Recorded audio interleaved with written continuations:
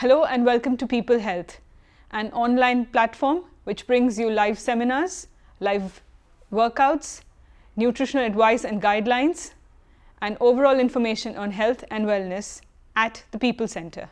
My name is Kushbu Rawal and I'm the dietitian at the People Center. Today we're going to talk about the nutritional aspects of diabetes. Talking about the treatment of diabetes, in any type of diabetes, there are usually three methods of treatment: diet and exercise, diet along with hypoglycemic drugs and medications, and diet and insulin. The basic idea about planning any diet is to see and understand how food can affect your blood sugar levels. Exercise, as we all know, improves metabolism and increases well-being in the patient, and improves and has shown to enhance insulin production on target tissues. The goals of dietary management is to maintain and prolong healthy and happy life. Goals that are tailored to individual needs and can be easily followed. When we talk about goals, what are these goals? The goals are actually modified and tailored to meet the nutritional needs of a patient. For this, a nutritional assessment is really important. Knowing how much calories and how much nutritional requirement is necessary is a basic thing. Clinical parameters have to be monitored from time to time in order to make any changes and to see if the diet is adhered properly. For this, a dietitian or a doctor can be approached and they can make tailor-made or customized diet plans according to the nutritional needs of the patient, and they can help you make changes to your lifestyle or daily diet pattern. The diet plan should be practical, suited to, and something that the patient can relate to. Too many changes can sometimes not be easy to follow. So patients should always be inquired and assessed for their nutritional status, and diet plans can be made accordingly.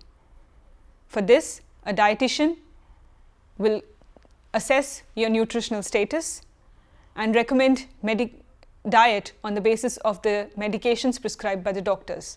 So the doctors and dietitians always work hand in hand in maintaining a good diet health for yourself. Let's talk about some uncommon guidelines that we all are quite unfamiliar about.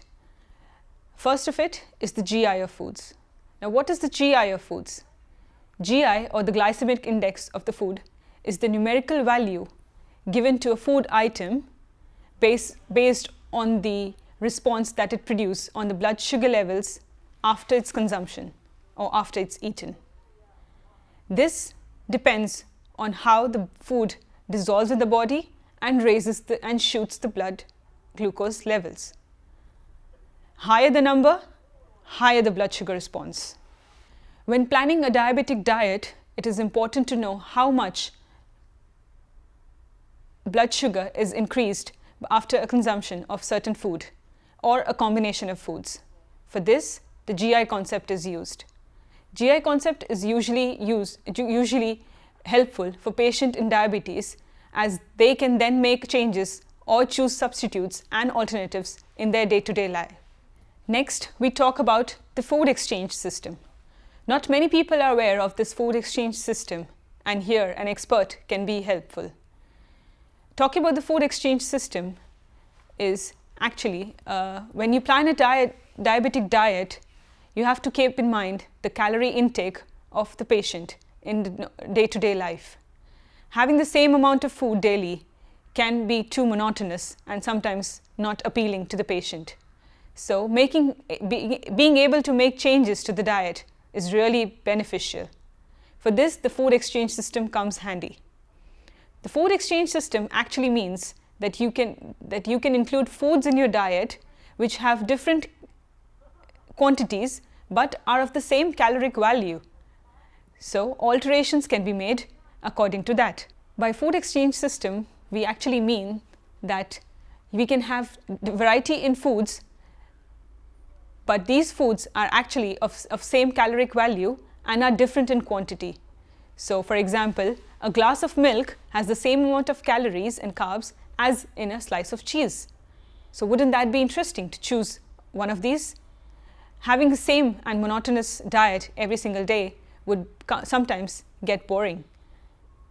So, having this food exchange system really helps. Next, we talk about food labeling. Food labeling plays an important part in maintenance of diabetes. We all know that packaged food have a nutritional label at the back of it, but how much do we know how to read it? Knowing how to read the food label is absolutely beneficial in management of diabetes. There is a lot of information at the back of the packaging, but how much information to be focused on is really important. There are mainly three things that usually needs to be focused on when managing diabetes. First is total calories. Second is the carbs. Third is the serving size. Let's talk each one in detail. First thing, calories. When we talk about calories, we need to read the total calories mentioned on the food labeling. These total calories are actually including the carbs, proteins, fats, sugars, and alcohols, if any.